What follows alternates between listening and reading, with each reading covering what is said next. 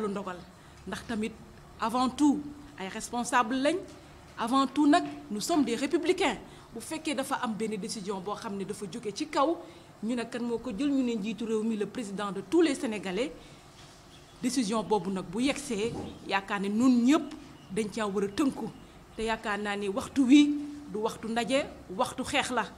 xeex bi nag mooy xeexu coronavirus moo tax nag ñun ñu ne ndaje bi sax buñ ko ajul aj na boppam ndax woote ñu wuyu la da cay neex te woote boo xam ne leer na ne boo dajalee le 3 avril bu dee 4 avril nga xam ne moo gën a important ren mu nekkoon suñu 60e anniversaire Macky Sall ne prise d'arme rek la ñuy def te buntu palais ba fii yëpp dara du fi am ku fu xew-xew tamit dangaa bëgg a woote rek wante leer na la kenn du la wuy si ñu ne nag kon mbir yi dañ koy daal di ajandi buñ ko ajee ba toog ba affaire yi dal ndax instant bi nii mënagoo jël beneen date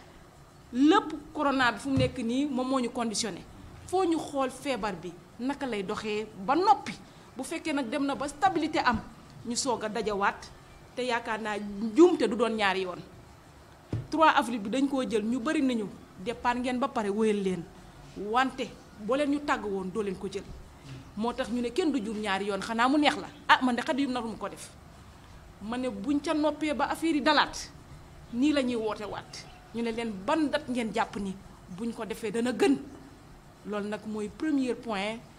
réunion bi ñu woote tey mooy gala de la presse bi nga xam ne sànq rek laa doon wax ak ki nga xam ne moom moo di ba Grand Hôtel ndax démb dama ko woo jotuma ka tey mu xëy suba woo ma mu ne ma xaddi loo leen décidé ma ne ko ba ñu lu ñuy décidé lu dul lu njiitu réew mi wax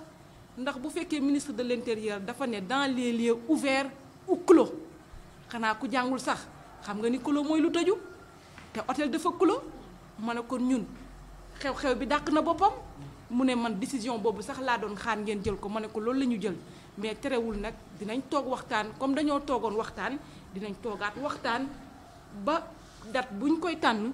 ñu ñëwaat ca lépp jaar yoon. Assane Ndiaye tamit ak manager am dañ ko ne Latir instant bi ni ñoo ngi ci période coronavirus boobu Macky Sall sa wooteegul ci lañ nekk nag xamuñu nag en cas de report boobu Macky Sall sa wooteegul mais on a très pris en cas de report ñoo ngi lay yónnee xaalis bi fu ñu leen woo diggéen ñu ci wuyu Latir ne ma loolu sa waxi dof la tey jii nii boo leen yónnee xaalis bi boo leen reporté date boo leen choisir dinañ leen ko jouer ñu ne ko waaw ci loolu lañ tënku xaalis bi nag parce que on devait l'envoyer depuis mercredi parce que contrat boo ko signé ak artiste xam nga tamit artiste dafa am ñeneen ñu koy woo foo nga sécuriser ko yow bu fekkee ay waxi kese mën naa dem ba ci njëmbantaal ba mu ne joxoo leen ma dara man tamit ña ma jox dara signé naa ak ñoom looloo tax ñu daal di dëbal ñëpp xam nañ ni xaalis bu amee tamit du ci compte APL bële ñu dëmal door dàqe ba lijjanti benn 500000 francs teg ko ci te du 500000 sa 511000 la ndax frais wari bi ci la bokk wante moom am na lim ñu wax te tamit ca la mu wax loolu lañ ci mën a tënku te Assane leer na ko ci li ma koy wax rek ma ne ko xaalisu presse de ku ko sañ a lekk te doo joué de tama du la ëppi buum nee naa ko nag xaalisu presse lekk ko rek ñu wala ne la kaay joué nga ne doo joué Assane Ndiaye de xanaa carrière am fa lay gaaree waaw ci loolu daal loolu lañ mën a wax ci soirée bi balaa ñoo ñëw ci beneen poñ bi soirée bi nag xam nga boo dëgg na mais xew-xew dépense moom def nañ ko ci Frédéric moom tout côté argent moom dinaa ko bàyyi moom moo koy gérer man du ma ci ñëw mais liñ ci mën a jàpp daal mooy dañ ko reporter bu affaire yi demee ba apaisé wu dinañ choisiraat beneen date ñu daal di koy amal parce que ñàkk koo amal tamit dana doy waar ñu daal di koy amal une bonne fois pour toutes loolu nag Sidi Dia moom mooy premier point bi nga xam ne moom la ñuy wax moom la ñu indi je sais pas damay dugg ci deuxième point bi après ñu ubbi débat am dañuy balancer pour premier point bi ku ci nekk lu ci sa xalaat daal nga wax ko ci.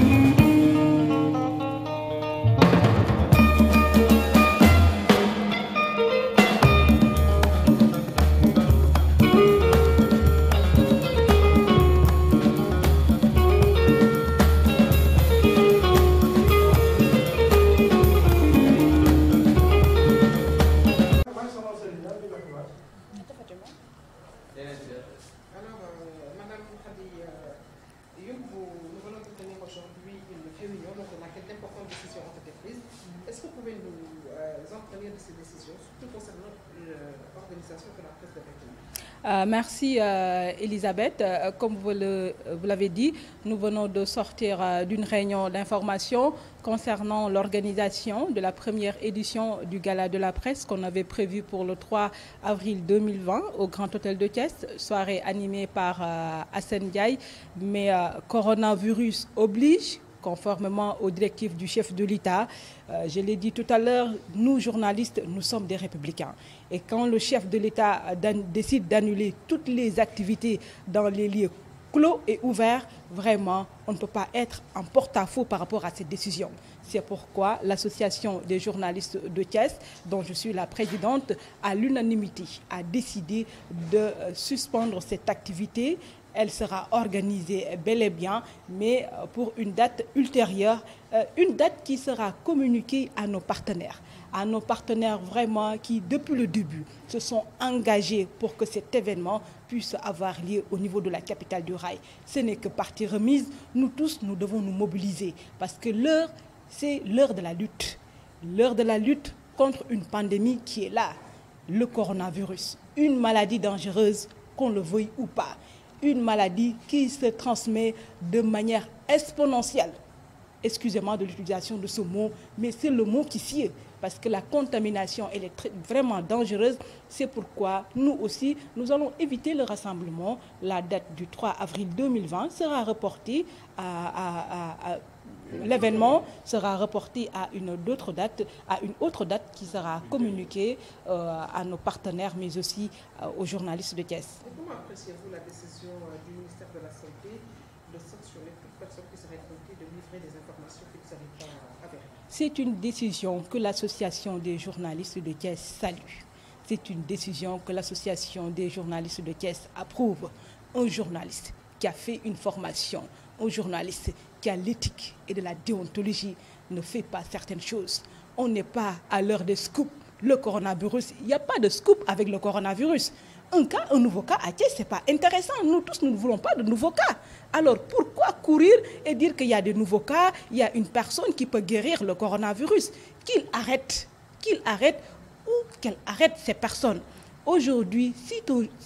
tu te dis être un journaliste, si on t'attrape en train de faire ces choses, vraiment tu seras puni et la PL ne va pas réagir du tout. Parce que l'heure est au rassemblement, on est en temps de guerre. Un temps de guerre contre une maladie qui s'appelle le coronavirus et le peuple doit se mobiliser, le peuple doit être debout. Nous tous, nous devons nous donner la main pour lutter contre le coronavirus. On n'a pas besoin de ces fake news, on n'a pas besoin de ces personnes, de ces charlatans, comme j'aime les appeler, qui sont là à la télé nous dire qu'on peut soigner le coronavirus. C'est pas ça. Le coronavirus est une maladie qui est là. Elle est réelle. Il y a des gens qui meurent de cette maladie. Ce n'est pas pour rien que le gouvernement a mis en place 1,4 milliard de nos francs ou 1,400 milliards de nos francs pour essayer de prendre en charge ceux qui ont cette maladie. Donc, on arrête. Je suis en phase.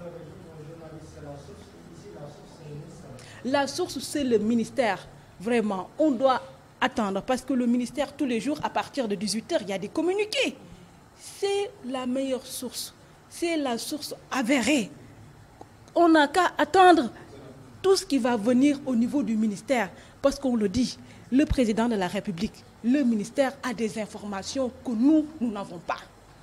Ils ont des informations que nous n'avons pas. On doit attendre qu'ils nous donnent ces informations. On ne doit pas se lever un bon jour quand tu as vraiment de la fièvre et tu tousses, on dit qu'il y a corona, il y a corona, il y a corona. Et on a peur les gens comme ça. Les gens sont apeurés.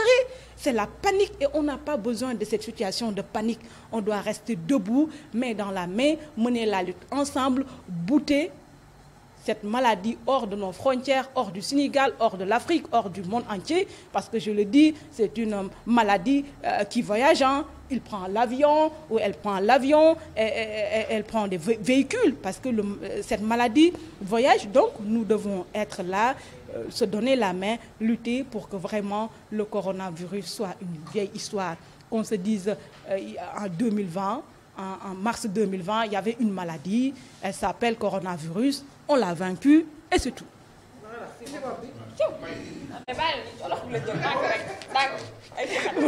ñu dem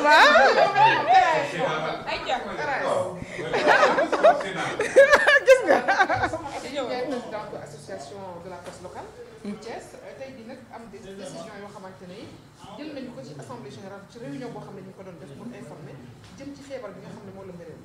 waaw ma kontaan lool nag ci teew bi nga xam ne journaliste yi Thiès teewee nañ daje bi ndax yaakaar naa buñ la dénkee nga woote bu dee ñetti nit sa buñ ñëwee da ngay kontaan parce que da ngay ne ñi ñëw ak ñi ñëwul yépp am na luñ la dénk te am na fuñ la teg tey nag ndaje bi moo doon waxtaanee suñu gala de la presse gala de la presse ñu waxoon ñetti fan lañ koy amal ca Grand Hôtel bu Thiès Assane Ndiaye waroon ñu koo tëggal moo ñu koy tëggal sax ndax date bi dañ ko pousse rek xool feebar bi nga xam ne moom moo di coronavirus nan lay doxee bu fekkee njiitu réew mi nga xam ne li tubaab di wax c'est le président de tous les Sénégalais toog na am réunion d'urgence jagleel ko corona mu génn ci jël ay décisions yu mag ne fii ak fanweeri fan bépp xumb mu ne ci biteeg mu ne ci biir yëpp dakkal naa ko ñun journaliste bu fekkee ñun lu ñuy woote ñoo nga ca dañoo war a topp ndigalu njiitu réew mi ndax njiitu réew mi li mu diglewul ko pour moom pour ñun askan wi la moo tax ñun tamit ñu ne rassemblement tamit duñ ko woote ndaje bi dañ koy dàkk ba beneen yoon nam mën naa bañ a sori wante dañuy xool nag nan la feebar bi di doxee dañuy gën a taxaw nag fas yéene xeex ak moom ndax nag jàngoro bu ne xew na fi te jàngoro yépp xeex moo tax mu jóge fii pandémie du sida amoon na fi te yaakaar naa bu demee ba waxtu wi ñuy dund ak jàngoro bi ñoo ngi dox seen soxla dafa fekk ni ay jéego dañ ko caa def dafa fekk ni ñëpp dañoo xàccandoo dóorandoo ngir nag mbir yi jóge fi wala boog mu wàññeeku mbir yi nag ay dóor yu ànd ñoo ko mën a lijjanti dóor yu ànd nag ñun ñii taskatu xibaar yi ci lañ bokk moo tax nag ñu ne ñun suñu ndaje ba dañ koy tege nële la njiitu réew mi def la ñuy bëgg mooy ñu toog nag ko ca nekk ca wàllu wa nga faree nga def ko ba mu mucc ayib la ngay joxe ci xibaar na mucc ayib ndax mucc ayib mooy tax réew mi jëm kanam waxtu wi nekk ñu wax parloo déedéet waxtu wi dafa nekk boo xoolee suñu homme politique yi lan la ñuy def Idrissa Seck def na wax na Sonko wax na fa mu nekk nii esprit patriotisme moo war a jóg bu fekkee problème dafa am bu dalee Elisa mën na maa dal mbaa mu dal Frédéric duma ko ñaanal Elisa ndax bu yegg see këram yegg si sama kër nu may def damay def ba Elisa du ko jot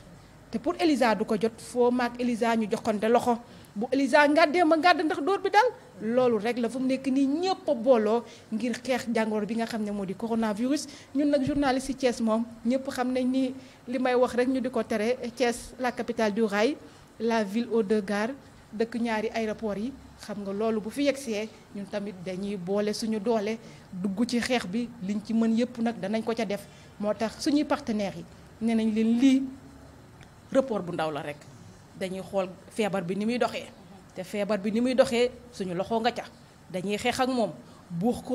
ba mu génn Sénégal buux ko ba mu génn Afrique na génn àddina ndax feebar buy jël vol di jaar ci aéroport bi di jël oto bi la jàngoro nag boo xeexul ak moom dina la indil jëya moo tax di jël bato moom daal li ñuy wax terre mer fépp lay jaar moo tax nañ fexe ba xeex ko ci fànn yëpp te buñ ko xeex dong mu jóge Sénégal de ndax li ko fi jóge jëlul Sénégal na jóge ci àndoona bi bu ko defee ñëpp am jàmm seen ñu amal suñu xew-xew tamit ndax tamit namoon nañ daje le 3 avril ndaje la woon. ñu ànd ceeg moom bu baax nee nañ taskatu xibaar du xëy suba rek gàddu sa micro éthique ak déontologie la ñuy wax te tàggat da cay baax ñi nga xam ne tey rek waa Synpics li communiqué bu ñu génn dafa mel ni loolu lañ doon wax mu jékki-jékki génn Ibrahima Ndiaye na ma di da lañ doon wax ma ne parce que dafa am dañoo bokk fi ñuy xoole dañoo bokk direction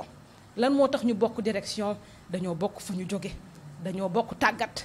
dañoo xam ñun en tant que sénégalais lan moo ñu war ci mbir yi en temps de guerre yow boo amee yenn information yi sa waroo ko génnee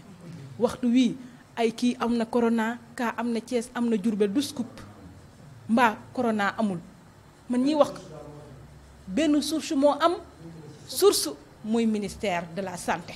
ñoom ñu am seen communauté grise communauté de veille comité yi lépp la ñu teg ku bëgg am lu la leer xaaral ba docteur Aliou Diouf def déclaration limal la kaa nga bind loolu mooy information avérée te loolu mooy juste et vrai loolu la ñuy wër mais waruñu ay fake news waruñu ko toog gàddub cinam yëngal ko ba mu saf def sa ñetti xob ne mën na ma kaa faj ba ma ko gisee dama ree mën na ko lii boo ko fajee mu rey la parce que nga nar a faj moo lay rey ndax jàngoro boo xam ne boo noyyee ma noyyi mode de transmission yëpp wax nañ ko boo toogee ma toog boo ma nuyoo jeex na boo sëqatee jeex na xam nga loolu jàngoro googu ñëpp ci war a taxaw moo tax ministre daal li mu wax ñëpp man de ñun de Thiès journalistes yi ànd nañ ci te tamit ku bokk fii def naka sudul noonu buñ la woowee fee jàppali danga ca wét après el du la woo du la masaw ndax dañ lay ne ba ministre waxee jëfoo te comme jëfoo nag bu daaloo sa kaw rek nangul ni yow a jeex na